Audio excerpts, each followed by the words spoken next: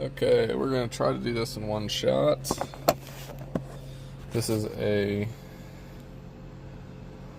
high country L5P. Should be the same for 1500s, and the center console or not does not matter on these. I think I got it set up there. I'm going to start, pull this a little.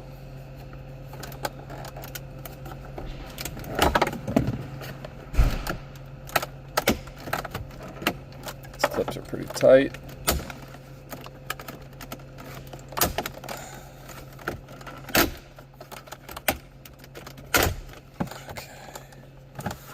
There's two plugs, one, two.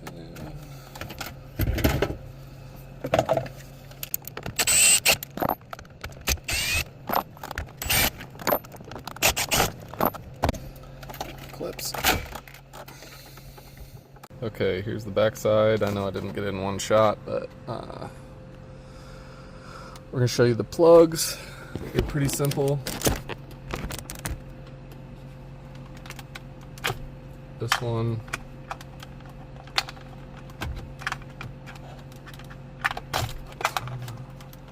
and this one. They're all pretty self-explanatory. And if you're doing the aircon and the climate control, you can just pull these back and pull it out. Or if you're doing the screen, just remove all these screws and you can replace the screen individually. Either way, whatever you're needing. These Chevys are pretty easy to get done. I'm going to put it back together now because this is the new one.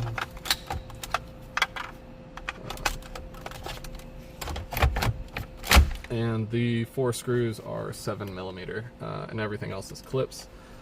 The surrounding piece, there's 2 of these clips here. They're just a simple push.